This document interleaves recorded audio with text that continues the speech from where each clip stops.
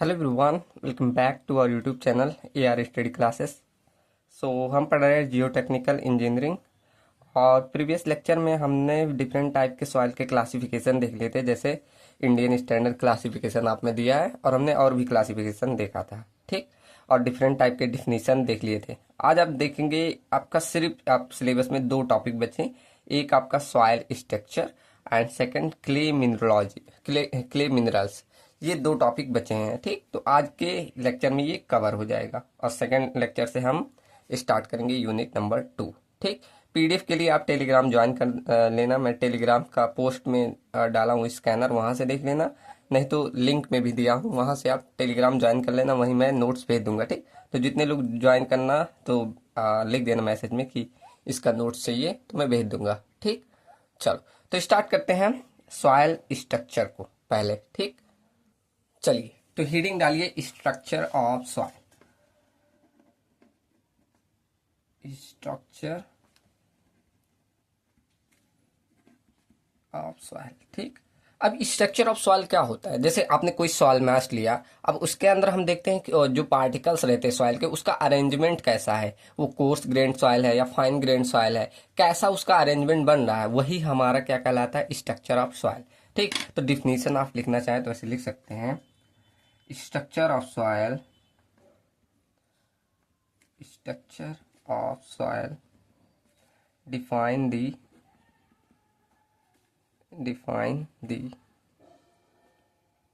arrangement of soil particles, ठीक। soil particles इसमें with in the soil mass, with in the soil मास, ठीक। एक soil मास में हम देखते हैं किसका अरेंजमेंट, सॉइल पार्टिकल का अरेंजमेंट, ठीक, विद इन द सॉइल मास, ठीक। अब ये जो सॉइल स्ट्रक्चर बनते हैं मेनली दो फोर्सेस के कारण बनते हैं। एक तो आपका ग्रेविटेशनल फोर्स लगता है, सेकंड आपका इलेक्ट्रिकल फोर्स लगता है। अब ग्रेविटेशनल फोर्स क्यों लगता है? उसकी मास के जो जैसे भारी भारी पार्टिकल हुए तो उनमें क्या उसका कुछ वेट होता है, तो उसकी ग्रेविटी के कारण एक अरेंजमेंट बनता है, ठीक। सेकंड जो फाइन पार्टिकल रहते हैं उनमें फाइन पार्टिकल होने के कारण एक इलेक्ट्रिक फोर्स आपस में बांधने की कोशिश करते हैं, तो ये दो फोर्स लगते हैं, ठीक। तो ऐसे लिख देंगे, in case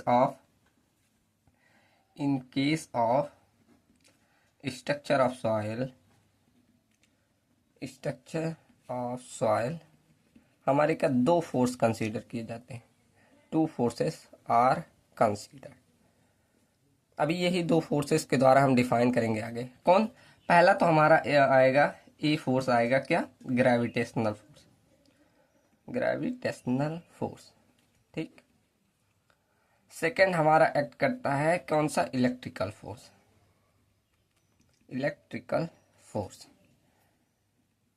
ठीक। तो ये दो प्रकार के आपके फोर्सेस एक्ट करेंगे। चलो तो आगे बढ़ते हैं, आप एक एक करके सब प्रकार का स्ट्रक्चर देखते हैं।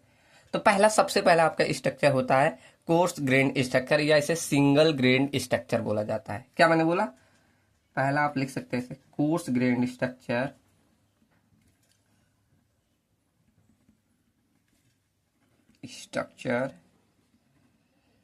या इसे सिंगल ग्रेन्ड स्ट्रक्चर भी बोला जाता है, सिंगल ग्रेन्ड स्ट्रक्चर।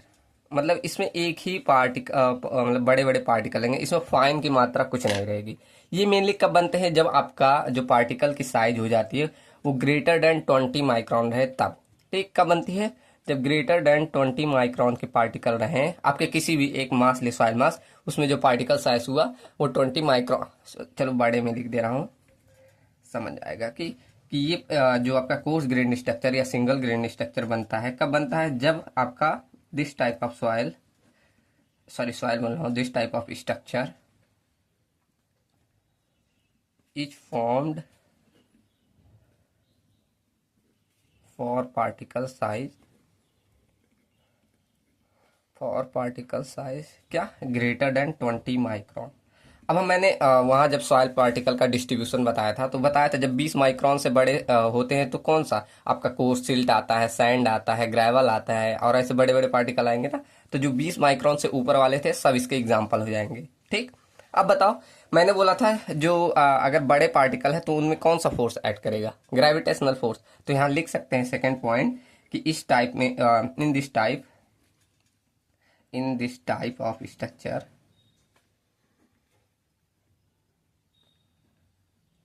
कौन सा ग्रेविटेशनल फोर्स इज डोमिनेंट। ठीक, तो यहां पर ग्रेविटेशनल फोर्स डोमिनेंट रहेगा। एग्जाम्पल में आप देना चाहे तो वही सब दे सकते हैं, अभी मैंने बोला कौन से रहेंगे। एग्जाम्पल में आप लिख सकते हैं जैसे आपका कोर्स सिल्ट हो गया, जिसकी साइज आपको ध्यान होगी 20 माइक्रोन से लेकर 75 माइक्रोन थे। ठीक, लिखवाया था ना वहां। उसके बाद इससे बड़ा क्या आ जाता था, सैंड आ जाता था। सैंड की साइज क्या थी, 75 माइक्रोन से लेके आपका 4.75 mm तक था। ठीक, ऐसे ग्रेवल का साइज भी लिखवाया था आपको। ग्रेवल इसका साइज क्या था, 4.75 से लेकर 80 mm तक। ठीक, ऐसे ही थी। ठीक, तो ये सारा आप एग्जाम्पल दे सकते हैं। ठीक, समझ में आया ना।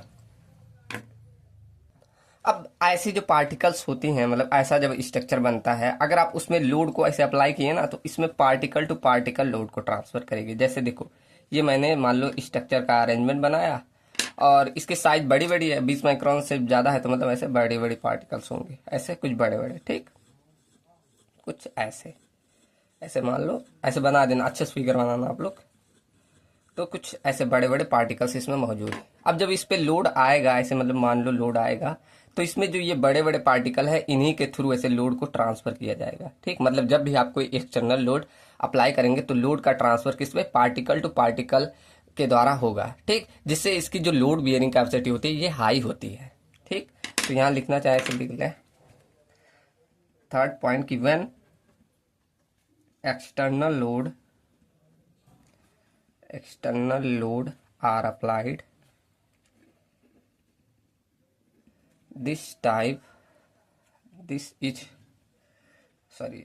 when external load are applied, this is transferred by किसके थ्रू मैंने बोला, पार्टिकल टू पार्टिकल के, पार्टिकल टू पार्टिकल कांटेक्ट के। ठीक, कांटेक्ट। देयरफॉर इससे क्या होता है, देयरफॉर लोड बियरिंग कैपेसिटी इसकी हाई होती है। Load bearing capacity is high. ठीक, तो इस कारण हम बोलते हैं इसकी लोड बियरिंग कैपेसिटी हाई होती है। ठीक, तो पहला सबको समझ में आया। चलो सेकंड पढ़ते हैं, हनीकॉम्ब स्ट्रक्चर। हनीकॉम्ब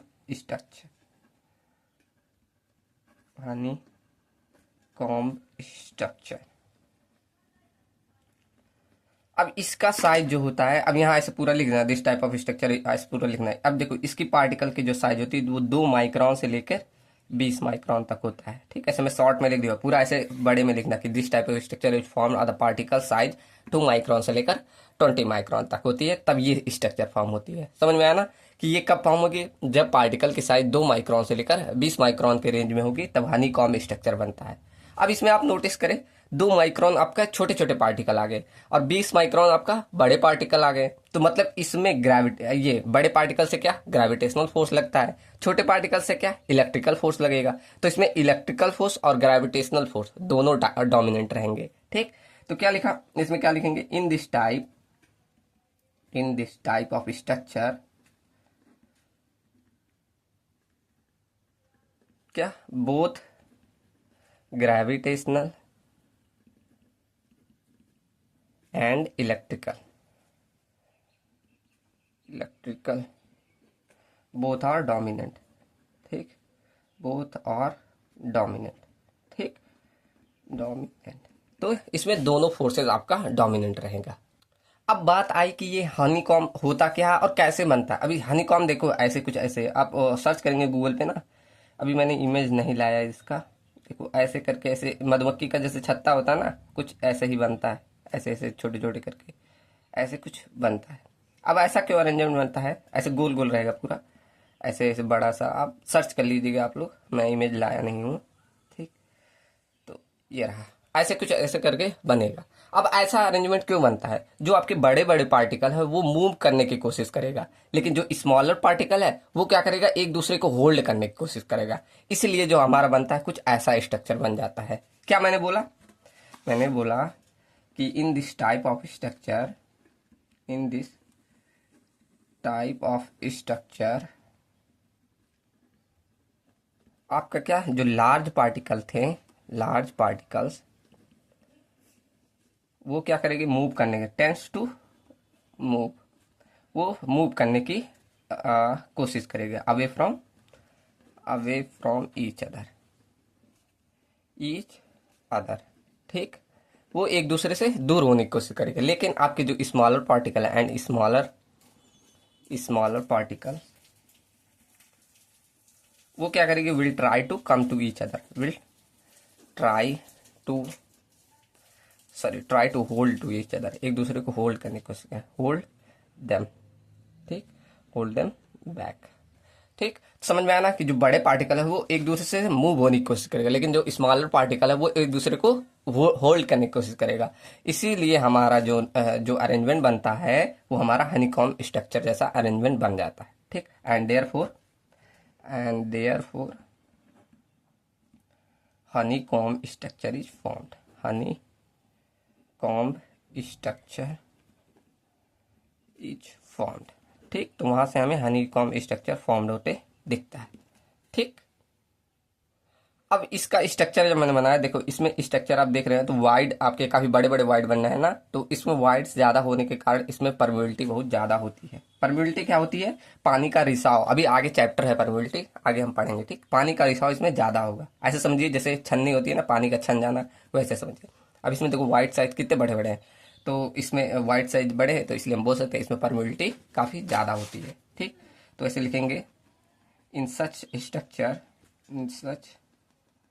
स्ट्रक्चर आपका जो वाइड्स हैं, वाइड साइज आर लार्ज।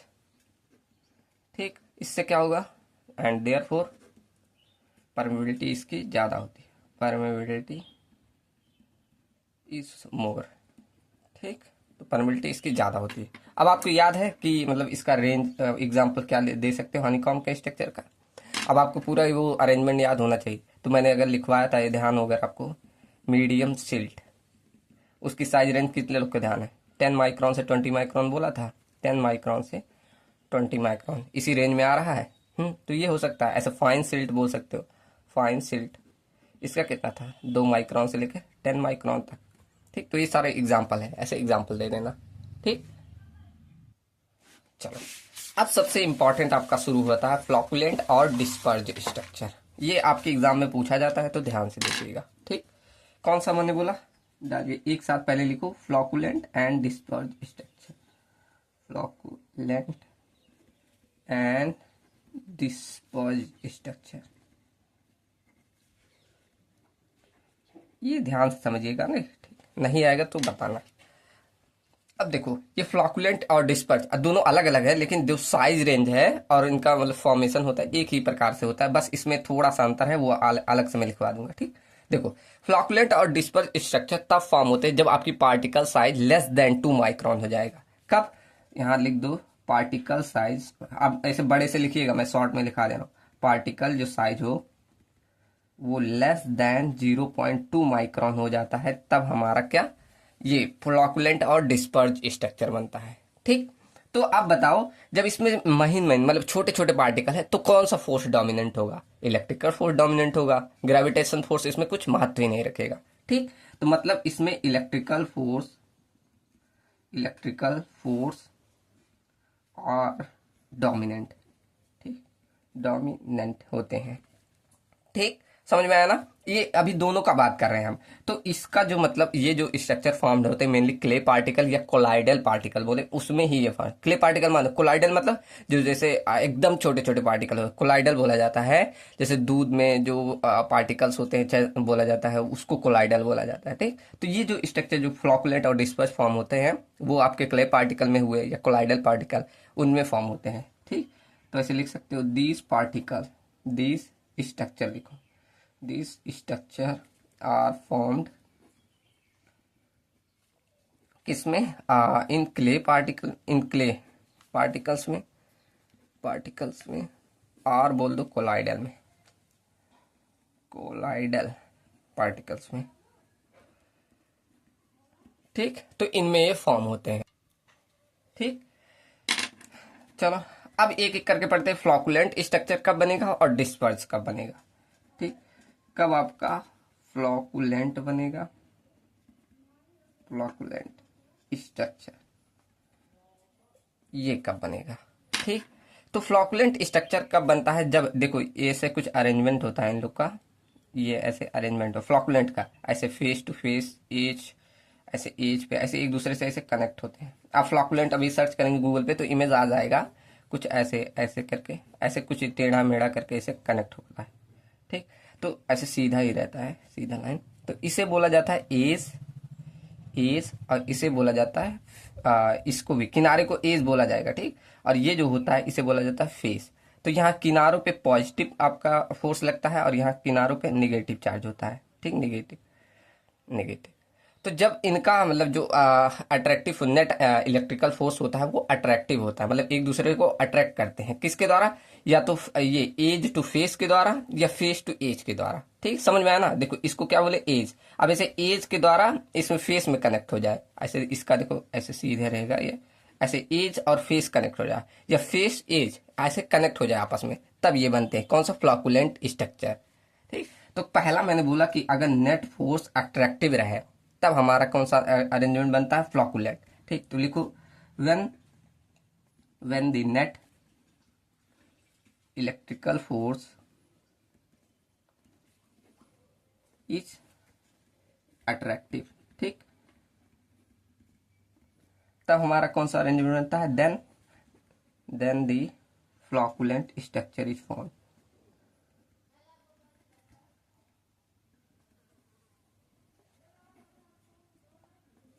ठीक, अगर हमारा क्या, बस इतना ध्यान दो कि अगर हमारा जो नेट इलेक्ट्रिकल फोर्स है वो कौन सा ये अट्रैक्टिव फोर्स है, तब हमारा बनता है फ्लॉकुलेंट स्ट्रक्चर। ठीक, ये मेन पॉइंट है। सेकंड, अगर इनका जो मतलब ये जो जैसे आपको ओरिएंटेशन ऑब्जर्व हो वो एज टू फेस या फेस टू एज ऐसा ओरिएंटेशन ऑब्जर्व, अब चाहे उल्टा बोलो चाहे सीधा वही बात है ना, तो आपका अरेंजमेंट बनता है फ्लॉकुलेंट का। ठीक, तो अगर ऐसे स्ट्रक्चर आप देखोगे तो कैसे बनेगा, in this structure आपका कैसा, face to edge orientation is observed. आपको ऑब्जर्व हो रहा है ना, कैसा है इसका, फेस टू एज के थ्रू ऐसे कनेक्ट होते हैं एक दूसरे को। ठीक, तो ऐसा कुछ इनका ओरिएंटेशन होता है। ठीक, अब इसमें आप देखोगे इस टाइप के स्ट्रक्चर में तो ऐसे वाइड्स देखोगे काफी बड़े बड़े होंगे, तो इसमें परमिटिविटी भी ज्यादा होगी। ठीक, तो इन दिस स्ट्रक्चर आपके जो वाइड साइज होंगे, वाइड साइज आर लार्ज। ठीक, तो वाइड साइज लार्ज होते हैं इसीलिए इनमें देयरफॉर जो परमिटिविटी होती है वो भी ज्यादा होती है, परमिटिविटी विल बी मोर। ठीक, अब देखो आपको दिख भी रहा है कि बड़े बड़े वाइट से इसमें दिख रहा है ना, तो जब वाइट साइज इसमें बड़े बड़े हैं तो परमिटिविटी भी ज्यादा होगी, मतलब पानी का रिसाव इसमें ज्यादा होता है।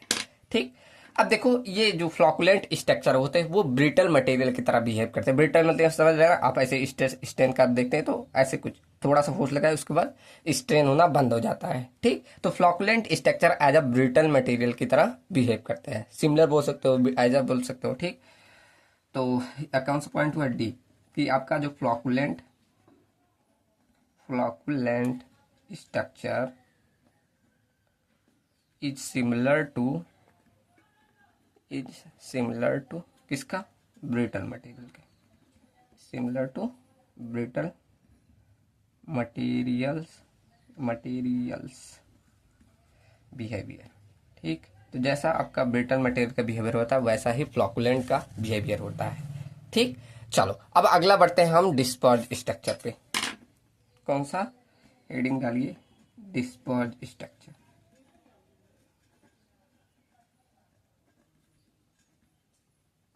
Disperse structure. ठीक, अब देखो इसमें जो हमने देखा था नेट फोर्स कैसा अट्रैक्टिव था, लेकिन डिस्पर्ज स्ट्रक्चर में जो नेट फोर्स होता है वो रिपल्सिव नेचर का होता है, एक दूसरे को अट्रैक्ट नहीं, विरोध करते, रिपल्सिव नेचर का होता है। ठीक, तो ऐसे लिख सकते हैं in this structure in this structure जो नेट फोर्स होता है, नेट फोर्स इज रिपल्सिव। ठीक, रिपल्सिव नेचर का होता है। अब इसका देखो, इसका अरेंजमेंट कुछ ऐसा था। इसका अरेंजमेंट जो ओरिएंटेस होता है कुछ ऐसे पैरेलल होता है, एक दूसरे के ऐसे पैरेलली ऐसे होता है, ऐसे कुछ अरेंज होते हैं। ये पॉजिटिव हुआ, ये इधर नेगेटिव फोर्सेस लगते हैं, ऐसे कुछ इस तरह होता है, कुछ इस तरह। ठीक, मतलब ये एक दूसरे से फेस टू फेस कनेक्टेड होते हैं, ऐसे कुछ ऐसे। देखो ये नेगेटिव, ये पॉजिटिव, पॉजिटिव, पॉजिटिव। ठीक, तो कैसे ये एक दूसरे से जुड़े हुए हैं, ओरिएंटेशन कैसा ऑब्जर्व हुआ आपका, फेस टू फेस के थ्रू। और ये इसका अरेंजमेंट बोला जाता है लेस या मोर, मतलब थोड़ा बड़ा, थोड़ा या बहुत ज्यादा आपका क्या पैरेलल। देख रहे हो पैरेलल ऐसे होता है। ठीक, आप देखेंगे ऐसे बीच में भी कोई कोई होता है, तो ये आपको कुछ पैरेलली ऑब्जर्व होता है। ठीक, तो ऐसे लिख सकते हो कि इट इज अरेंज्ड मोर और less parallel to each other. ठीक, एक दूसरे को पैरेलल होते हैं। उसके बाद इसका ओरिएंटेशन कैसे, फेस टू फेस एक दूसरे से कनेक्ट होते हैं। ठीक, तो ओरिएंटेशन कैसा ऑब्जर्व हुआ, ओरिएंटेशन शॉर्ट में लिख रहा हूँ, पूरा वैसे लिख देना, orientation, orientation observed is face to face. ठीक, फेस टू फेस आपका होता है। ठीक, इसमें जो आपका फ्लॉकुलेंट में बिहेवियर, इसमें देखे थे आप ब्रिटल मटेरियल की तरह बिहेव करता है, लेकिन ये जो बिहेव करता है एज अ डक्टाइल मटेरियल की तरह बिहेव करता है। ठीक, तो अगर आप इफ स्ट्रेस स्ट्रेन कर्व में जो बिहेवियर देखोगे, इफ इन लिख दो यहाँ, इट्स लिख दो, it's stress strain behaviour is similar to किसके, डक्टाइल मटेरियल के। ठीक, तो इसका स्ट्रेस बिहेवियर किस तरह, डक्टाइल मटेरियल की तरह रहेगा। और इसमें आप देखो वाइट साइज, यहाँ तो मैंने काफी दूर दूर बना दिया, ऐसे एक दूसरे से ये ऐसे, ये इसमें वाइट्स भी नहीं होते, तो इसमें वाइट्स बहुत कम होते हैं, तो इसलिए बोला जाता है इसमें जो परमेबिलिटी होती है वो कम होती है। ठीक, तो ऐसे लिख दो वाइट साइज आर स्मॉल। ठीक, तो वाइट साइज स्मॉल होते हैं, इसलिए हम कह सकते हैं देयरफॉर परमेबिलिटी हमारी, परमेबिलिटी। आज का लेक्चर हो सके बड़ा हो जाए, क्योंकि 2 चैप्टर मैं समझो कवर कर रहा हूँ, परमेबिलिटी इज लेस। ठीक, तो 2 चैप्टर कवर करना है तो थोड़ा बड़ा हो सकता है। ठीक, अब एक टॉपिक और होता है इनकी टेंडेंसी इंक्रीज होने की, डिक्रीज होने की, वो मैं स्किप कर दे रहा हूँ। उसमें अभी केमिस्ट्री का पार्ट आता है, तो उतना ज़्यादा डीप नहीं जा रहा हूँ, क्योंकि ये आपके सिलेबस में बस बोला था स्ट्रक्चर पढ़ाने में, मैं बता दे रहा हूँ बस। ठीक, चलो अगर आया होगा क्वेश्चन में तो मैं रिवीजन के टाइम में बता दूंगा। ठीक, अभी मैंने उस प्रीवियस ईयर उतना देखा नहीं, अगर आया होगा तो बता दीजिएगा। ठीक, तो मैं रिवीजन के टाइम में उसको भी कवर कर दूंगा। ठीक, चलो अब अगला देखते हैं। अगला आपका स्ट्रक्चर आता है कोर्स ग्रेन स्केलेटन स्ट्रक्चर। ठीक, क्या मैंने बोला, कोर्स ग्रेन स्केलेटन स्ट्रक्चर,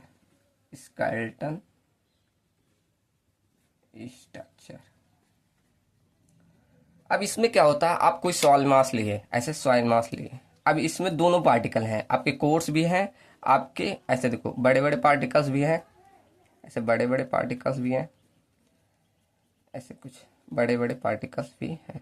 ठीक, और इसके वाइड्स में देखोगे आप, ऐसे वाइड्स में देखेंगे तो छोटे छोटे पार्टिकल ऐसे फिल हुए रहते हैं। ठीक, ऐसे वाइड्स में छोटे छोटे पार्टिकल्स फिल रहते हैं। आप पूरा एकदम अच्छे से बनाइएगा। ठीक, तो मैं ऐसे छोटा मोटा बना दे रहा हूँ, तो ऐसे इसके वाइड्स में छोटे छोटे पार्टिकल फिल हुए रहते हैं। तो जब ऐसा अरेंजमेंट होता है, मतलब आपका जो कोर्स ग्रेन पार्टिकल है उसकी मात्रा ज़्यादा रहे और ये फाइन सिर्फ उसके वाइड्स में फिल हुए रहते हैं, तो ऐसे अरेंजमेंट को बोला जाता है कोर्स ग्रेन स्केलेटन स्ट्रक्चर। ठीक, कब बोला कि जब आपका व्हेन इन अ सॉइल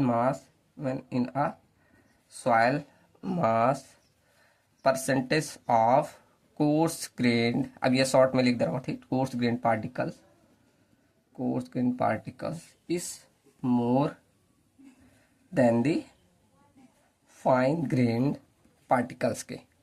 ठीक, अब ये FG मतलब फाइन ग्रेन, CG मतलब कोर्स ग्रेन लिख लेना, सब लोग शॉर्ट में मत लिखना।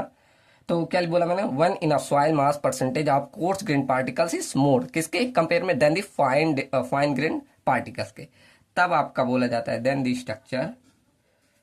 द स्ट्रक्चर इज फॉर्म्ड, कौन सा, कोर्स ग्रेन स्केलेटन स्ट्रक्चर। ठीक, शॉर्ट में से लिख दे, पूरा लिख देना। ठीक, अब इसमें आप देखेंगे जब आप इसमें कोई ऊपर से ऐसे लोड लगाएं, अगर ऐसे लोड लगाएं तो जो लोड को कैरी करेगा वो मेनली आपका कोर्स ग्रेन पार्टिकल एक दूसरे से कांटेक्ट में है, ये कैरी करेंगे। इसमें फाइन ग्रेन पार्टिकल नहीं कैरी करते। ठीक, तो ये जब कोर्स ग्रेन बड़े बड़े पार्टिकल जो है वो कैरी करते हैं, इसलिए बोला जाता है इसकी जो लोड बियरिंग कैपेसिटी होती है वो हाई होती है। ठीक, तो क्या मैंने बोला,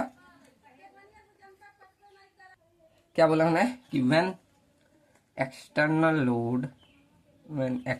लोड आर अप्लाइड, ठीक, तो कैसे ट्रांसफर होगा, it is transferred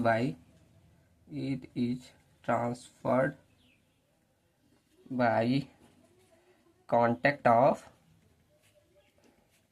of coarse grain particles के थ्रू।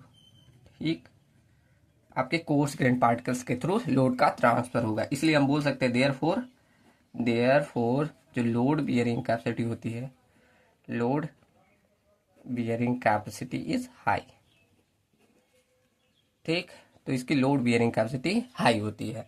ठीक, चलो, अब इसमें जो होता है कंप्रेस, अगर आप इसको कंप्रेस करने की कोशिश करोगे तो इसकी कंप्रेसिबिलिटी बहुत कम होती है, मतलब उतना कंप्रेस होगा नहीं। ठीक, तो कंप्रेसिबिलिटी इसकी बहुत लेस होती है, कंप्रेसिबिलिटी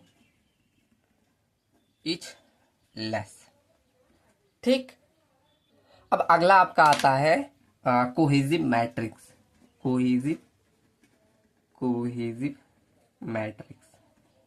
अब ये क्या होता है, इसका सेम अपोजिट। इसमें क्या होगा, जैसे कोर्स ग्रेन पार्टिकल ज्यादा थे और फाइन कम थे, इसमें फाइन ग्रेन पार्टिकल्स, ऐसे आप एक अरेंजमेंट देखें, ये आप कोई मास लिए, इसमें देखेंगे आपके छोटे छोटे पार्टिकल्स, ऐसे छोटे छोटे पार्टिकल ये ज्यादा है, ऐसे ज्यादा है। ठीक, मतलब जो percentage of fine grain particle है वो ज्यादा है, और कोर्स ग्रेन पार्टिकल ऐसे कहीं कहीं दिख जाएंगे एक आध।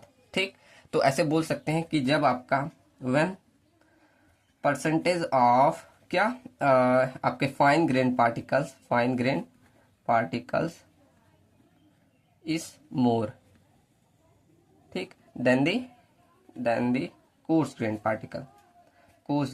पार्टिकल के, तब आपका क्या बनता है, then cohesive matrix is form. Then cohesive, ऐसे लिखो, then the structure is formed,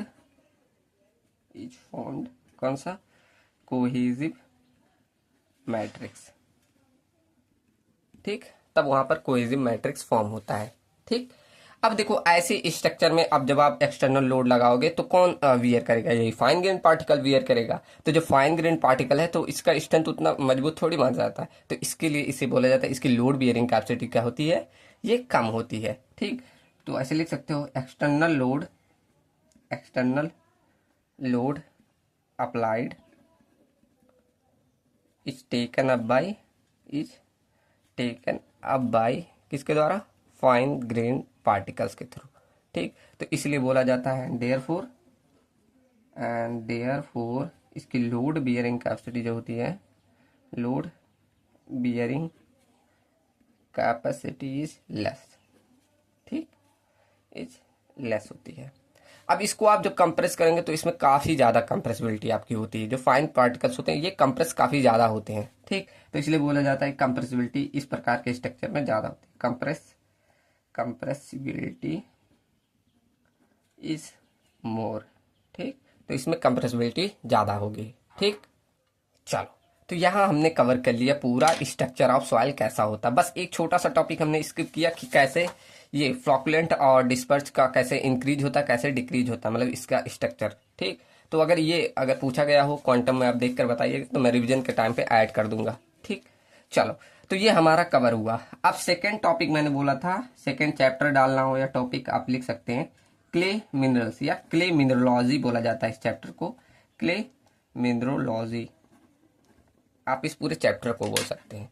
अब क्ले मिनरोलॉजी क्या होता है? Mainly study of the clay mineral is called clay minerals, जो कि मेनली हम टिनी क्रिस्टलाइन जो कंपाउंड्स होते हैं, मतलब जो ये क्ले मिनरल होते हैं उनको बोला जाता है टिनी क्रिस्टलाइन कंपाउंड। उनकी स्टडी करना ही हमारा क्ले मिनरोलॉजी कहलाता है। ठीक, तो ऐसे डिफिनीशन लिखना चाहे लिख सकते हैं। Clay mineralogy, clay mineralogy is the study of, is the study of क्या? Clay minerals. ठीक, क्ले मिनरल्स, तो इनकी स्टडी करना हमारा क्या? क्ले मिनरोलॉजी कहलाता है, जो कि हमारे क्या होता है? Which is tiny, tiny crystalline, crystalline compounds.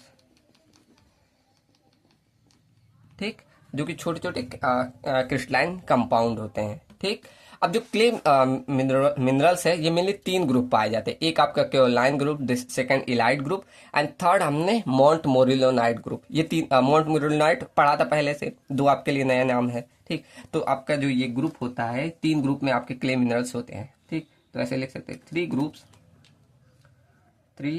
Groups of clay minerals are usually formed,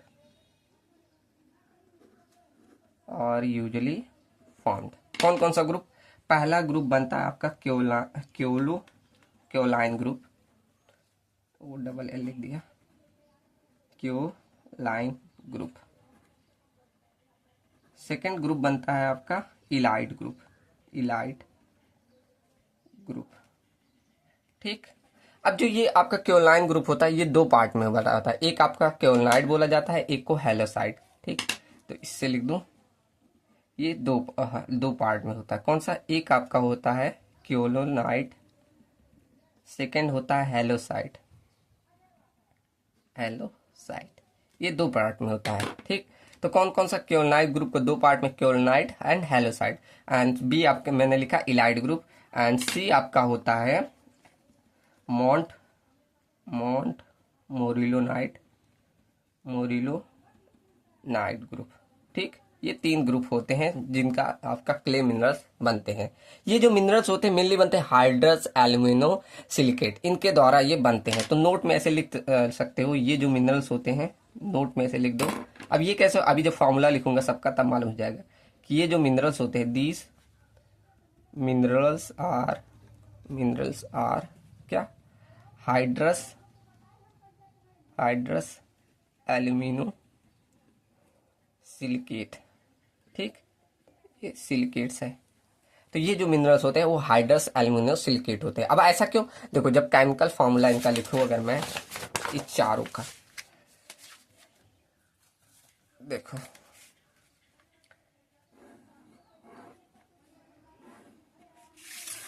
अभी इसमें हाइड्रस एल्यूमिनो सिलिकेट आपको दिखेगा। देखो, चलो तो लिखो, यहाँ पहला हमने क्या लिखा? क्योलोनाइट। सेकंड इसी का पार्ट था हेलोसाइट। ठीक, थर्ड मैंने लिखा था इलाइट सही लिखा हूँ, ILLIT सही। ठीक, फोर्थ मैंने लिखा था मॉन्ट मोरिलो नाइट। ठीक, ये 4 से हमने 4 लिखा था। ठीक, अब चारों का केमिकल फॉर्मूला देखोगे तो इनमें एक चीज कॉमन होगा, हाइड्रस एल्यूमिनो सिलिकेट, और उसमें थोड़ा सा डिफरेंस आएगा। देखो, इससे लिखूं, हाइड्रस मतलब OH4, उसके बाद एल्यूमिनो मतलब Al4, उसके बाद हाइड्रस एल्यूमिनो सिलिकेट मतलब Si4, बस इसमें लास्ट में आ जाएगा O10। ठीक, समझ में आया? देखो, हाइड्रस एल्यूमिनो सिलिकेट, अब ये O10 एक्स्ट्रा आ जाता है। उसके बाद फिर इसी में ऐसे सेम ये पूरा एक साथ रहेगा ऐसे। फिर ऐसे देखोगे आप हेलोसाइड का, तो ये भी हाइड्रस एल्यूमिनो सिलिकेट Si4, और ये O10, बस इसमें क्या आ जाता है लास्ट में 4H2O। अब इसमें 4H2O आ रहा है ना, तो इसको अगर आप हेलोसाइड को गर्म करोगे, मतलब ड्राई करोगे, तो आपका फिर से क्योलोनाइट बन जाता है। इसलिए इन दोनों को समान बोला जाता है। अभी मैं नोट में लिखा दूंगा। ठीक, उसके बाद ऐसे आपका इलाइट देखोगे तो इसमें हाइड्रस OH4, बस इसमें KY इंटू में SIX.Y। अब केमिस्ट्री में बता नहीं रहा हूं उतना, बस ऐसे ध्यान रख लेना। देखो हाइड्रस और उसके बाद एल्यूमिनियम एक साथ, इसमें वाई आ जाता है कांस्टेंट, ये मतलब वेरी करता रहता है ना, तो इसीलिए एक्स डॉट वाई और यहाँ वाई लिखा रहता है। ठीक, ऐसे Mg6 × Fe4 ये इसका फॉर्मूला होता है इलाइट का। ठीक, ऐसे मॉन्ट मोरिलॉइड का आप देखेंगे तो इसका भी hydrous OH4 alumino Al4 × silicate SiX, इसमें मतलब ये एक्स इसीलिए लिखा है, इसका मतलब नंबर वेरी कर सकता है। ठीक, तो Si4 × O20 × NH2O। ठीक, अब NH2 क्यों लिखा है, देखो आपका जब पानी बढ़ेगा घटेगा तो इसमें स्वेलिंग श्रिंकेज ज्यादा होती है। ठीक, तो इसलिए तो ये कुछ फॉर्मुलेज होते हैं। अब इनमें कॉमन देखो, hydrous alumino silicate, hydrous alumino silicate, hydrous alumino silicate, है ना, ऐसे हाइड्रस एल्यूमिनो सिलिकेट, है ना। तो इसलिए मतलब जो ये मिनरल्स होते हैं वो मेनली फॉर्म होते हैं किससे, हाइड्रस एल्यूमिनो सिलिकेट को। अब यहाँ मैंने बोला जब आप हैलोसाइड में देखोगे 4H2 मतलब पानी ही तो है इसमें ज्यादा और बाकी तो सेम है, तो जब आप हैलोसाइड को अगर ड्राई करोगे तो आपको फिर से वही कैल्नाइट मिनरल्स फॉर्म होते दिखेगा। तो यहाँ लिख दोगे ऐसे कि जब आप व्हेन वी ड्राई हैलोसाइट मिनरल, जब आप हैलोसाइट मिनरल को ड्राई करोगे देन आपका क्या, देन केओलोनाइट मिनरल इज ऑब्टेन। ठीक, तो वहां से आपको क्या केओलोनाइट मिनरल ऑब्टेन हो जाएगा, ऑब्टेन। ठीक, देखो अगला पॉइंट इंपॉर्टेंट है कि आपका जो क्ले मिनरल्स है ये बनता है मेनली दो सीट के द्वारा। एक आपका टेट्राहेड्रल सीट होता है जिसे सिलिका सीट भी बोला जाता है, सेकंड आपका ऑक्टाहेड्रल सीट होता है। इन दो सीट के द्वारा आपकी ये क्ले मिनरोलॉजी जो आपने यहाँ देखा ये सारे फॉर्म होते हैं। ठीक, तो ऐसे लिख दो, इन क्ले मिनरोलॉजी, अभी हम सीट के बारे में पढ़ेंगे। इन क्ले मिनरोलॉजी आपके जो क्ले मिनरल्स हैं, क्ले मिनरल्स यूजुअली फॉर्म्स किसके द्वारा, फॉर्म्स बाय टेट्राहेड्रल सीट जिसे सिलिका सीट भी बोला जाता है। ठीक, इसके द्वारा यह आपका ऑक्टाहेड्रल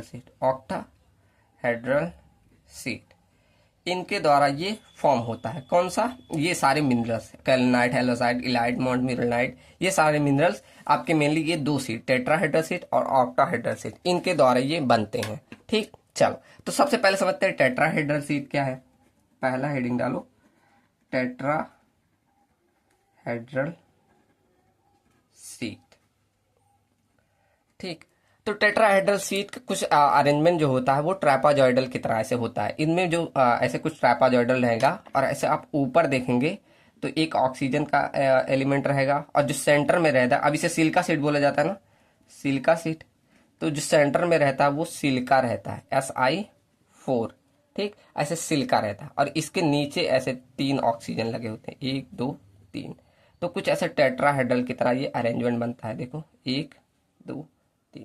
ठीक, ये ऑक्सीजन, यहाँ भी ऑक्सीजन, यहाँ भी ऑक्सीजन। ठीक, तो मेनली टेट्राहेड्रल में सीट में देखो जो पॉजिटिव आयंस होते हैं, ये पीस में पॉजिटिव जो आयन है ये फॉर्म करते हैं क्या, निगेटिव आयन को अपने चारों ओर देखो बनाया ना, सराउंडिंग ये चारों तरफ। तो कैसे लिख सकते हैं कि टेट्राहेड्रल सीट में, इन tetrahedral seat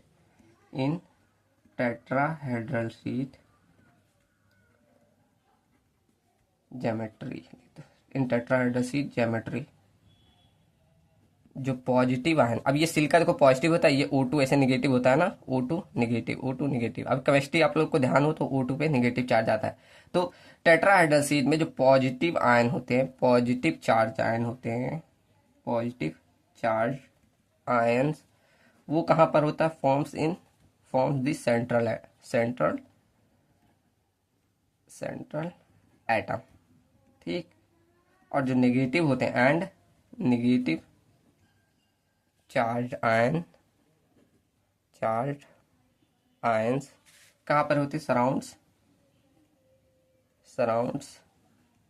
the central atom. ठीक, तो जो आपका पॉजिटिव आयन है उसके सराउंड में आपके ये नेगेटिव चार्ज आयन होते हैं। ठीक, अब इसमें जो टेट्राहेड्रल शेप में होता है वो एक सिलिकॉन का एटम होता है जिसपे 4 चार्ज होते हैं और 4 आपके ऑक्सीजन के एलिमेंट ऐसे जुड़े होते हैं, तब आपका कौन सा टेट्राहेड्रल ज्योमेट्री फॉर्म हो रहा है। देखो ऐसे बन रहा है ना, तो ऐसे लिख सकते हो सेकंड कि आपका इसमें क्या एक सिलिकॉन एटम जिसमें क्या Si4 जो कि पॉजिटिव चार्ज है और 4 आपके ऑक्सीजन एटम जिसपे कैसे O2 नेगेटिव चार्ज है। ठीक, जो कि इनकी सहायता से हमारा क्या फॉर्म्स होता है, forms of tetrahedral geometry.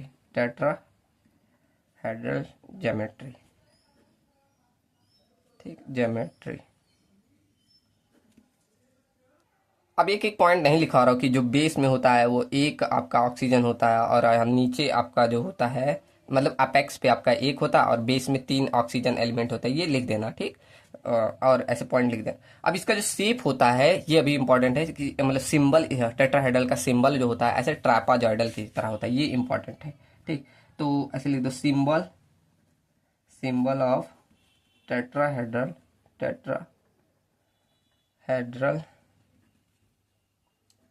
Geometry का ये कैसा होता है, ट्रापाजॉइडल कैसे है, ऐसे कुछ होता है ना, ट्रापाजॉइडल की तरह होता है। ठीक, क्या है, ट्रापाजॉइडल, ऐसा कुछ आपका शेप होता है किसका, टेट्राहेड्रल शीट का। अब इसका जो नेट चार्ज होता है वो पॉजिटिव बोला -1 होता है। ठीक, आपका उसका ऑक्टाहेड्रल का पॉजिटिव होता है।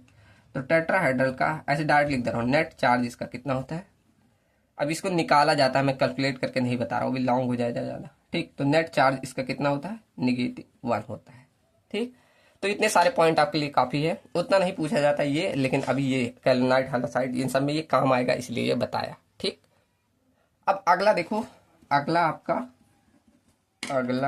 Octahedral sheet.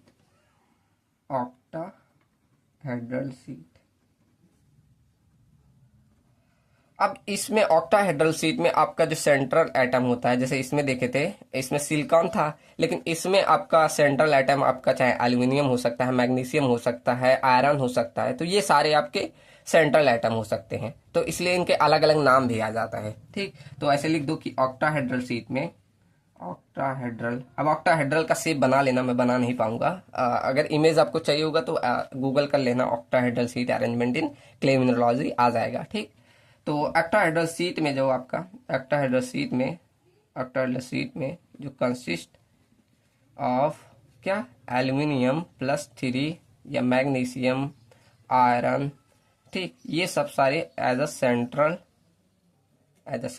Atoms surround by 6 hydrous ion. ठीक, 6 हाइड्रल आयन के द्वारा ये बधे होते हैं OH- इसके थ्रू, तब आपका जाकर क्या बनता है, ये ऑक्टाहेड्रल शीट। ठीक, किसके द्वारा मतलब आसपास ऐसे देखो कुछ बनेगा, ऑक्टाहेड्रल में बना नहीं पाऊंगा, कुछ ऐसे करके, जैसे आपने ऑक्टाहेड्रल देखा होगा, रुको मैं इमेज ले आ रहा हूँ। देखो ऐसे कुछ अरेंजमेंट इसका कुछ ऐसे सेंट्रल में आपका क्या, चाहे एल्यूमिनियम हो सकता है, मैग्नीशियम हो सकता है, आयरन, ऐसे कुछ बीच में रहेगा, और इसे किनारे में यहाँ सारी तरफ आपका क्या, ये OH- जुड़े होंगे। ठीक, तो ऐसे कुछ ऑक्टाहेड्रल, टेट्राहेड्रल का देखो ऐसे कुछ फिगर बनाया था ना, देखो कुछ इस तरह से बनता है, ऐसे आप कर सकते हैं, ये सब केमिस्ट्री में आपने पढ़ा होगा, टेट्राहेड्रल, ऑक्टाहेड्रल। ठीक, चलो, अब जब इतने सारे सेंट्रल में एल्यूमिनियम, मैग्नीशियम, आयरन ये सारे हैं, तो अलग अलग इनका नाम दिया जाता है। अगर देखो एल्यूमिनियम आ जाता है तो इसे गिब्साइट शीट बोला जाता है, अगर आपका मैग्नीशियम आ जाता है तो ब्रूसाइट शीट बोला जाता है, ऐसे आयरन आ जाएगा तो फेरेसाइट शीट बोला जाता है। ठीक, तो अगर आपका ऐसे लिखो, इफ सेंट्रल आइटम क्या है, if central item is aluminium, तब उसका नाम पूरा लिख दे रहा हूँ, then sheet is known as क्या मैंने बोला, गिब्साइट शीट। ठीक, तो उसे कौन सा, गिब्साइट शीट बोला जाएगा। ठीक, और वहीं अगर आप इफ सेंट्रल आइटम क्या हो जाए, अब पूरा आपसे लिखना, शॉर्ट में लिख दे, सेंट्रल आइटम आपका मान लो मैग्नीशियम आ जाए, अगर मैग्नीशियम आया तो उसको कौन सा सीट बोलोगे? ब्रूसाइट सीट, BRUCIT, ठीक, TE रहेगा, ब्रूसाइट सीट बोला जाएगा। अगर वहीं पर इफ सेंट्रल एटम आयरन आ जाए, FE ये आ जाए, तो इसे फेराइट सीट बोला जाता है, FRRITE, फेराइट सीट बोला जाता है, ठीक। और इसका जो नेट चार्ज होता है, नेट चार्ज वो होता है आपका +1, ठीक। उसके बाद इसका जो शेप होता है, शेप बोलो या सिंबल बोल दो, सिंबल जो होता है वो आयताकार होता है, इस तरह, ठीक, ऐसे आयताकार, ठीक। चलो अब हमारा बढ़ते हैं किस पे, एक एक मिनरल्स की स्टडी करते हैं। तो सबसे पहला हमने मिनरल लिखा था केओलिनाइट मिनरल, केओलोनाइट मिनरल, ठीक। अब देखो ये जो केओलिनाइट मिनरल होता है इसे हम 1:1 मिनरल बोलते हैं। ऐसा क्यों? क्योंकि इसमें एक टेट्राहेड्रल और एक ऑक्टाहेड्रल, इन दोनों सीट के द्वारा अरेंज होके एक हमारा मतलब स्ट्रक्चर बनता है। और ये दोनों मतलब ऐसे कई सारे, मतलब एक टेट्राहेड्रल एक ऑक्टाहेड्रल, इन दोनों ऐसे कुछ देखो, एक आपका ऑक्टाहेड्रल सीट ऐसे लिए, ऐसे, फिर आपका मान लो एक टेट्राहेड्रल कुछ ऐसे, कैसा था, ट्रोपाजोइडल, ऐसे कुछ जुड़े होते हैं, ठीक, जिसकी टोटल हाइट 7 एंगस्ट्रॉन होती है। कितना? 7 एंगस्ट्रॉन, ई से 7 एंगस्ट्रॉन, इतनी डेप्थ होती है। ये दोनों ऐसे जुड़े होते हैं कई सारे। अब मान लो यहाँ नीचे भी एक ऐसे आ जाए, ये ऐसे जुड़े होते हैं किसके द्वारा? ऐसे एक दूसरे से जुड़े होते हैं, ठीक, ये कुछ इस तरह। अब ये दोनों बने होते हैं हाइड्रोजन बॉन्ड के द्वारा, ऐसे जुड़े होते हैं। अब हाइड्रोजन बॉन्ड जब बना होता है तब बोला जाता है ये काफी स्ट्रांग होते हैं, इसमें स्वेलिंग श्रिंकेज बहुत लेस होती है, ठीक। तो यहाँ पर देखें हमने क्या कि एक आपका गिब्साइट सीट था, गिब्साइट सीट। अब गिब्साइट क्यों बोला हमने? उसी प्रकार का मिनरल यूज किया। गिब्साइट कब बोलते थे? जब हम क्या एल्यूमिनियम को सेंट्रल एटम लेते थे, अगर सेंट्रल एटम दूसरा लिए तो दूसरा बोल देना, ठीक। तो हमने एक गिब्साइट सीट ले लिया और एक आपका टेट्राहेड्रल सीट, टेट्राहेड्रल सीट, तब आपका क्या फॉर्म होता है? केओलिनाइट, ठीक है। अब ये दोनों एक दूसरे से बंधे होते हैं, किसे? हाइड्रोजन बॉन्ड से, हाइड्रोजन बॉन्ड से ऐसे जुड़े होते हैं। ये भी ऐसे टेट्राहेड्रल सीट, गिब्साइट सीट, ठीक। तो एक दूसरे से ऐसे कुछ जुड़े होते हैं। ये अलग भी हो सकता है, मान लो आपका ऐसे टेट्राहेड्रल सीट हो गया, या ऐसे सिल्का, मतलब सेम सेम लेके चलो, अभी ले चल रहे हो, ठीक। तो मैंने क्या बोला, इससे जो केओलिनाइट होता है इसे 1:1 मिनरल बोला जाता है। पहला पॉइंट लिख लो कि केओलिनाइट, केओलोनाइट मिनरल इज दी 1:1 मिनरल, ठीक। इसे 1:1 मिनरल कहा जाता है। क्यों? दैट मीन्स कि इसमें एक आपका टेट्राहेड्रल, एक टेट्राहेड्रल एंड एक आपका ऑक्टाहेड्रल, ऑक्टाहेड्रल सीट रहेगा, ठीक। तब आपका बनता है ये केओलिनाइट मिनरल, ठीक। और इसकी डेप्थ मैंने लिखवाई, जो ये दोनों फॉर्म हो रहे 1:1 मिनरल, वो 7 एंगस्ट्रॉन होते हैं। अब एक एंगस्ट्रॉन बराबर कितना होता है? आप लोगों ने अगर यूनिट्स पढ़े होंगे तो मालूम होगा, एक एंगस्ट्रॉन बराबर 10⁻⁻10 मीटर होता है, ठीक। तो इतना इसकी लेंथ होती है, ऐसे बराबर लिख दो, ठीक। अब हमने देखा कि ये जो आपका केओलिनाइट मिनरल होते हैं ये एक दूसरे से कैसे बने होते हैं? बाय हाइड्रोजन बॉन्ड के थ्रू, ठीक। तो इन this mineral hydrogen bond is used, hydrogen bonding use नहीं, ऑब्जर्व किया जाता है, हाइड्रोजन बॉन्ड इज ऑब्जर्व्ड, ठीक। तो यहां मैंने फिगर में भी दिखाया। अब इसी जो हाइड्रोजन बॉन्ड की इसी की वजह से इसमें लेस स्वेलिंग श्रिंकेज होता है, लेस कंप्रेसिबिलिटी होती है, लेस वॉल्यूम चेंज होता है, और negligible amount of isomorphous substitution होता है। अब आइसोमॉर्फस सब्स्टिट्यूशन क्या होता है अभी बताऊंगा, ठीक। चलो पहले मैंने बोला क्या, थर्ड पॉइंट लिख दो इसे, due to hydrogen bond, due to hydrogen bonding. अब इसी हाइड्रोजन बॉन्डिंग की वजह से इसमें क्या, लेस स्वेलिंग एंड श्रिंकेज होता है, ठीक। उसके बाद इसमें लेस कंप्रेसिबिलिटी भी होगा, मतलब इसकी क्वालिटी अच्छी हो जाती है, कंप्रेसिबिलिटी होता है, लेस वॉल्यूम चेंज होगा, less volumetric change,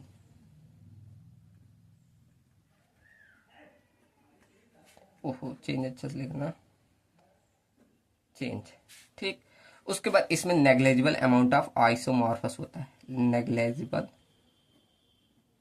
negligible iso isomorphous substitution, substitution, ठीक। अब यहां बात फंसती है कि आइसोमॉर्फस सब्स्टिट्यूशन क्या होता है, ठीक। तो यहाँ हेडिंग डाल लो, आइसोमॉर्फस सब्स्टिट्यूशन। अब ये केमिस्ट्री का पार्ट आ जाता है, सब्स्टिट्यूशन, ठीक, सब्स्टिट्यूशन। अब देखो आइसोमॉर्फस सब्स्टिट्यूशन क्या एक प्रोसेस है, जब कोई आप एक आइटम लिए, उसमें सेम साइज का कोई आइटम है, अब वो उसी सेम साइज का आइटम एक दूसरे मतलब उसी सिमिलर साइज के आइटम को रिप्लेस कर देता है, किसी विदाउट कोई चेंज के, बिना कोई शेप चेंज हुए, कुछ चेंज नहीं हो रहा, और वो आपने मतलब एक आइटम को वहां से रिप्लेस कर देता है, तो वही आपका आइसोमॉर्फस सब्स्टिट्यूशन कहलाता है, ठीक।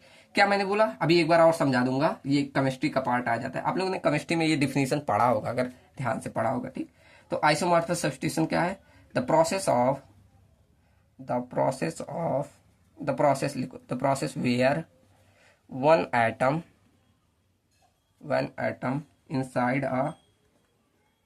a crystalline structure is replaced by another of a similar size atom के, ठीक। किसी चेंज के, without any change of shape, without any changing of shape, या बोल दो स्ट्रक्चर, क्रिस्टलाइन स्ट्रक्चर, तो उसी को हम उसी को बोलते हैं दैट इज नन, अभी एक बार और बता दूंगा, ठीक। दैट इज नॉन एज क्या, आइसोमॉर्फस, ये MOR मॉर्फस सब्स्टिट्यूशन,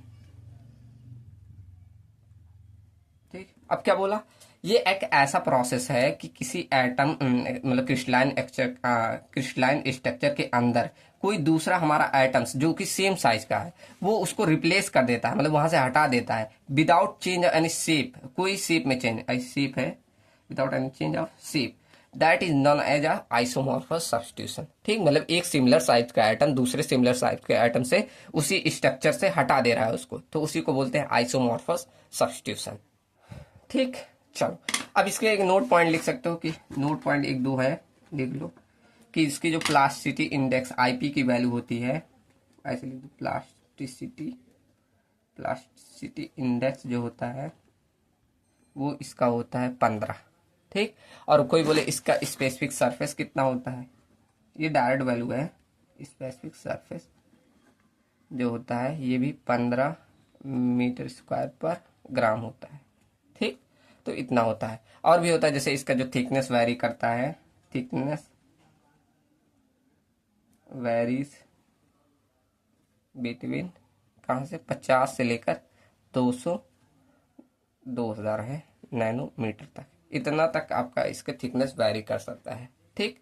तो इतने सारे पॉइंट हुए आपके केओलाइट मिनरल के, सबको समझ में आया ना। केओलाइट मिनरल 1:1 मिनरल होता है, जिसमें एक आपका टेट्राहेड्रल शीट और एक आपका ऑक्टाहेड्रल शीट से बने होते हैं, जिसकी टोटल डेप्थ होती है 7 angstrom, 1 angstrom equal to 10⁻10 metre होती है। अब ये पूछा जाता है कि ये किससे बने होते हैं, तो ये हाइड्रोजन बॉन्ड के थ्रू बने होते हैं। अब ये हाइड्रोजन बॉन्ड के थ्रू बने हुए थे, इसलिए इसमें लेस स्वेलिंग श्रिंकेज होती है, लेस कंप्रेसिबिलिटी होती है, लेस वॉल्यूमेट्रिक चेंज होता है, और negligible amount of isomorphous substitution होता है। अब आइसोमॉर्फस सब्स्टिट्यूशन क्या है बता दिया।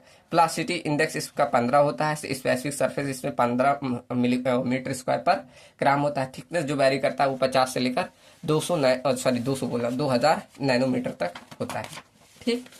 चलो सबको समझ में आया ना पहला। अब सेकंड पढ़ते हैं, चलो माउंट मॉरिलोनाइट, ये हमने पहले से पढ़ा था, अब आज और डिटेल में पढ़ेंगे मॉन्ट मोरिलो नाइट। अब मॉन्ट मोरिलो नाइट किसमें था? ब्लैक कॉटन सॉइल में हमने देखा था ना। और आपके और उसमें देखा था कि काफी ज्यादा हाई स्वेलिंग श्रिंकेज ये सब होता है, देखा था ना। तो अभी समझ में आएगा क्यों होता है, उसका रीजन आज समझ में आएगा। ठीक, अब देखो जैसे इसमें हमने क्योलाइट में देखा कि ये इसको 1:1 मिनरल बोला जाता है। ठीक, सिमिलरली इसको हम जो मॉन्ट मिनरलाइट होता है इसको 2:1 मिनरल बोला जाता है। ठीक, क्यों बोला जाता है अभी देखो बता रहा हूँ। It is 2:1 mineral, 2:1 mineral. क्यों? क्योंकि इसमें दो आपकी सिलिका सीट होती है, दो सिलिका सीट और एक आपका ऑक्टाहेड्रल सीट या गिब्साइड सीट बोल दो, एक आपका गिब्साइड सीट होता है। ठीक, कैसे? कुछ इस तरह देखो, आपका ये जो सिलिका सीट होता है जिसे टेट्राहेड्रल सीट बोले थे, कुछ ऐसा होता है ना, ये ऐसे ऐसे था ना। अब इसके बीच में आपका यही ऑक्टाहेड्रल सीट जो कि ऐसे रेक्टेंगुलर होता है, कुछ ऐसे, फिर ये ऐसे जुड़ा होता है, एक मतलब सैंडविच बोला जाता है, एक दूसरे के ऊपर ऐसे सैंडविच होता है। ठीक, बीच बीच में सैंडविच की तरह है ना। अब ये दोनों जो बंधे होते हैं ऐसे, एक अगर और उठाएं आप, एक और उठाएं तो ये बने होते हैं इस तरह। ओहो, सही बनाया नहीं, ऐसे रहेगा इस तरह।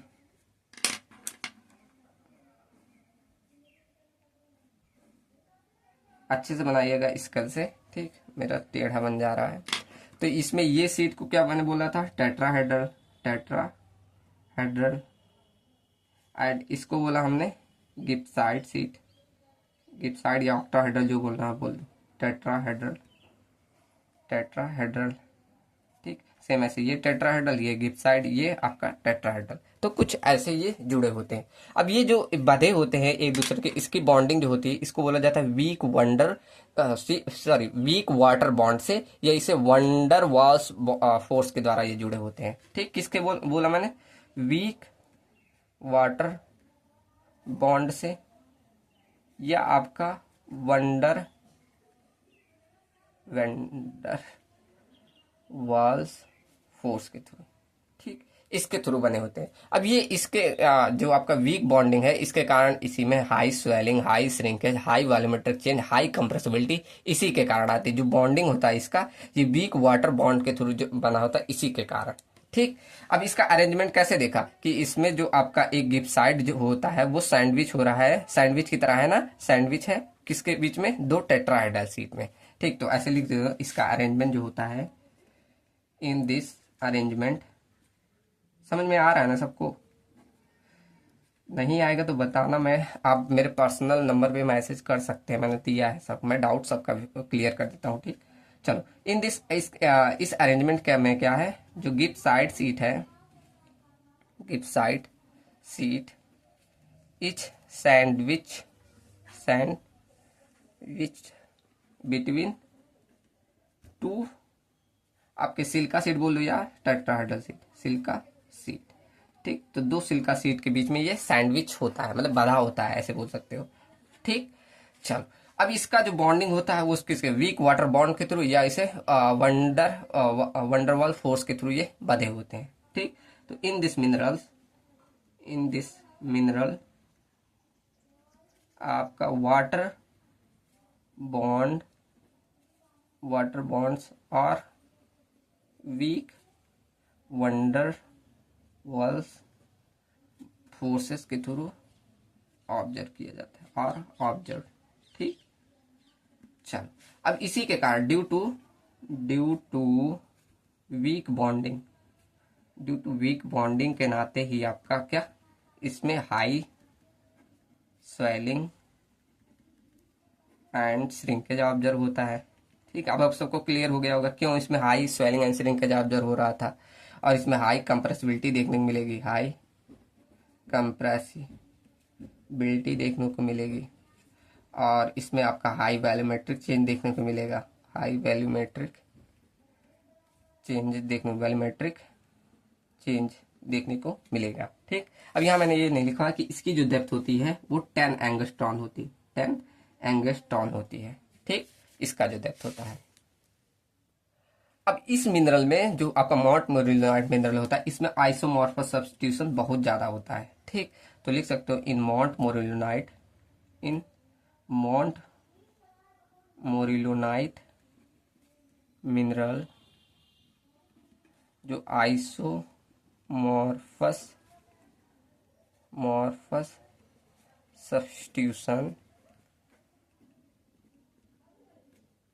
Is observed. ठीक, तो यहाँ पर आइसोमॉर्फस सब्स्टिट्यूशन हमें ऑब्जर्व्ड होगा। ठीक, अब नोट में लिख सकते हो इसकी आईपी की वैल्यू कितनी होती है, स्पेसिफिक सरफेस कितना होता है। नोट में शॉर्ट में लिखा दे रहा हूँ। ठीक, इसका जो आईपी होता है वो 300 तक होता है और स्पेसिफिक सरफेस एरिया जो होता है वो 800 मीटर स्क्वायर पर ग्राम होता है।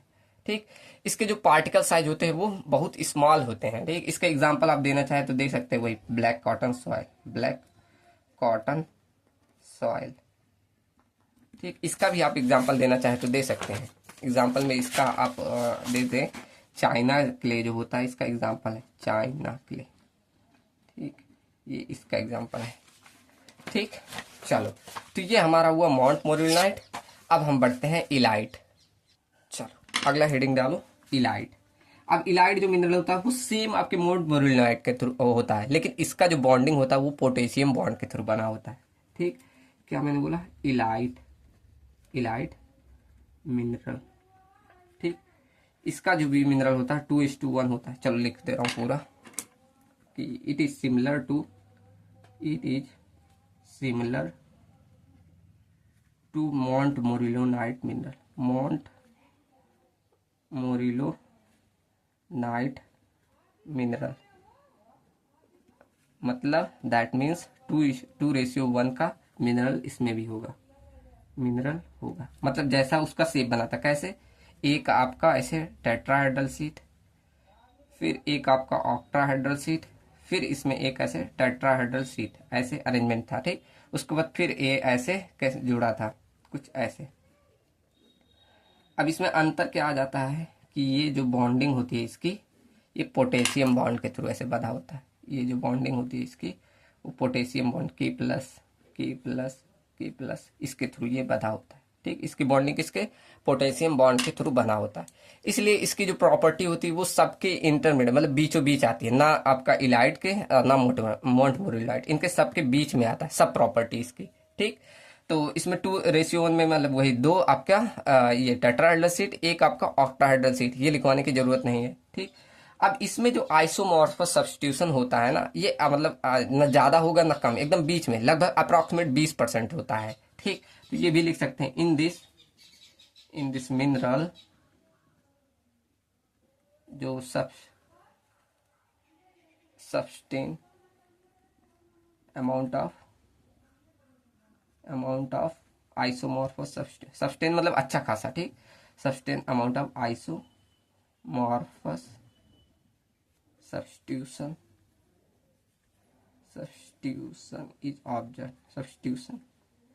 इज ऑब्जर्व कितना, अप्रॉक्सीमेट आपका 20%, अप्रॉक्स या बोल सकते हो अप्रॉक्स मोर देन 20%, लिख दो मोर देन 20%, इतना इसमें आइसोमॉर्फस सब्स्टिट्यूशन ऑब्जर्व होता है। अब इसमें मतलब आपके मन में विचार आया होगा कि ये K+ बॉन्ड कैसे बन रहा है, ये आपने कभी सोचा, अब तक मैंने पढ़ाया तो सोचा नहीं, तो ध्यान दो कैसे, कि जब आपका ये आइसोमॉर्फस सब्स्टिट्यूशन बनते हैं मतलब इस मिनरल में, तो मतलब अच्छा खासा हो रहा है, ज्यादा ना ज्यादा हो जा रहा है ना कम हो रहा है, तो ये क्या कहते हैं, इससे इसमें नेगेटिव चार्ज डेवलप होता है। अब ये केमिस्ट्री का पार्ट है, बस ऐसे समझते जाओ। इसी आइसोमॉर्फस सब्स्टिट्यूशन की वजह से इसमें क्या नेगेटिव चार्ज डेवलप होता है, और यही नेगेटिव चार्ज जो होते हैं इसमें जो पोटेशियम आयन प्रेजेंट है, इसकी नेगेटिव चार्ज को न्यूट्रलाइज कर देते हैं। इससे आपका क्या होता है, आयनिक बॉन्ड आपका ऑब्जर्व होता है। ठीक, क्या मैंने बोला, ड्यू टू आइसोमॉर्फस सब्स्टिट्यूशन